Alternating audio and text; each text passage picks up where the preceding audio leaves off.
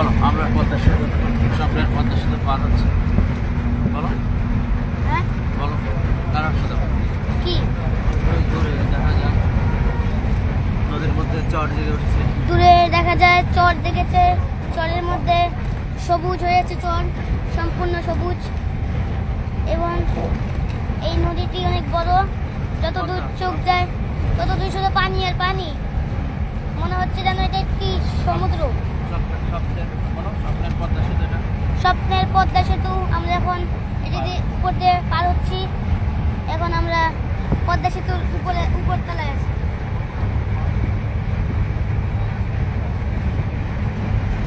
বর্ষাকালে আবার এই চর পানি হয়ে যাবে।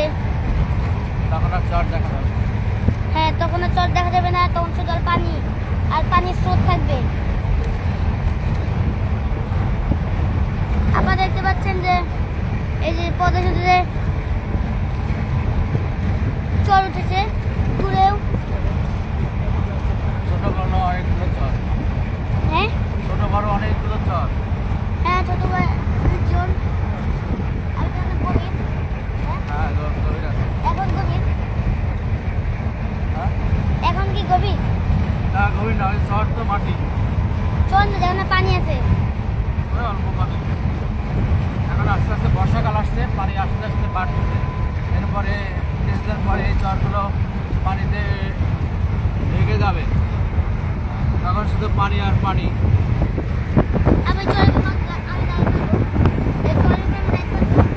হ্যাঁ মাটি মাটি না মাটি চর আসতে ওই চর পরে পানি আসবে ওদিক থেকে পানি চলে যেতে পানি চলে যাবে ওইটাই আবার এক জায়গায় দ্বীপের মতো হয়ে গেছে বন্ধুরা। দূরে টাওয়ার দেখা যাচ্ছে। মাছ ধরা নৌকা দেখতে পাচ্ছি হ্যাঁ বন্ধুরা, ছেলেরা এখানে মাছ ধরতে এসেছে। পদ্মার ইলিশ, মাথার ইলিশ করছে ইলিশ খেতে খেতে নৌকা মাছের রাজা ইলিশ খেতে খুব সুস্বাদু। মাছের রাজা আমাদের জাতীয় মাছ। এই যে বন্ধুরা দেখতে পাচ্ছেন একটি নৌকা, একটি বোট, বোটের কজন জেলে কিন্তু মাছ ধরছে এই বিশাল নদীতেও কিন্তু ইলিশ আছে, যদিও এখানে অনেক চর পড়েছে। আপনারা দেখতে পাচ্ছেন বন্ধুরা, দূরে অনেক কয়টি টাওয়ার আছে। আমাদের বিদ্যুতের লাইন এই পার থেকে ওই পারে গেছে বিদ্যুতের লাইন পারাপারের জন্য এই টাওয়ার করা হয়েছে। বন্ধুরা আপনারা দেখতে পাচ্ছেন যে এই পদ্ধতি কিন্তু সমুদ্রের মতোই বিশাল আয়তনের। বিশাল একটা চর চরের মধ্যে বাড়ি ঘর এই যে এটা কি চর? এটা কি চর? বন্ধুরা এত বড় চর আমি যেমন দেখিনি। এই জায়গাটা একটা দ্বীপ মনে হচ্ছে।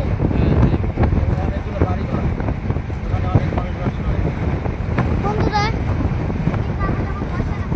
বন্ধুরা এখানে যে চর হয়েছে এর উপর থেকে ঘাস উঠেছে, এরপর যে মানুষ বাড়ি বানিয়েছে, এর উপরে মানুষ হাঁটা চলা করছে, কিন্তু চরে কিছু হচ্ছে না। কিন্তু যখন বর্ষাকাল আসবে তখন এই মানুষগুলো কই যাবে? আমার এই প্রশ্নের উত্তর তাকে কি দিতে পারবেন? কারণ যদি যদি বর্ষাকাল আসে তাহলে তো পানি আসবে। দেখতে আমার পার হয়ে গেল দেখতে দেখতে আমরা পদ্মা সেতু পার হয়ে গেলাম। এখন আমরা পদ্মা সেতু বেরিয়ে গেছি, মাশাআল্লাহ। সামনে ওই যে ক্যান্টনমেন্ট সেনাবাহিনীর ক্যান্টনমেন্ট ওইটা দাঁড়িয়েছে এই বড় বড় এটা লাইটটা সেনাবাহিনীর ক্যান্টনমেন্ট বন্ধুরা এখানে কিন্তু চরের উপর অনেক মানুষ বাস করে, কিন্তু যখন বর্ষাকাল আসবে তখন তো চর সব ঢেকে যাবে। তাহলে এই মানুষগুলা কি ডুবে যাবে নাকি আপনারা কি বলেন? তাহলে কি হ্যাঁ কমেন্টস করে জানাবেন কমেন্ট করে জানাবেন এই লোকগুলোর কি হবে বর্ষাকালে। এখন তো ভালো আছে, কিন্তু বর্ষাকালে যে কি হবে সেটা একটু কমেন্টে বলতে পারবেন? এটা আমাদের আপনার কাছে আমার অনুরোধ। তো আমরা এখন পদ্মা সেতু পার হয়ে গেছি। ওইটা রেল সেতু রেল ওই পাশ দিয়ে রেলের ব্রিজ ওই পাশ দিয়ে নামছে যে রেল ব্রিজ, এই যে একটা সাদা কালার ব্রিজ দেখতে পাচ্ছেন বন্ধুরা, এই যে ওটা রেল এখন আমরা কিন্তু যশোর এই যে ঢাকার বাইরে চলে এসেছি মুন্সিগঞ্জে। লাইট না এটা একটা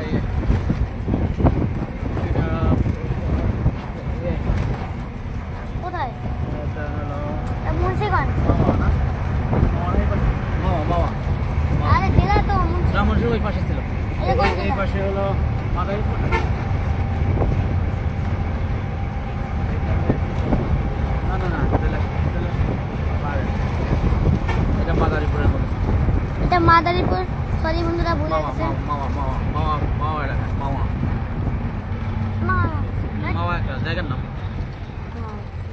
জেলা তো আসল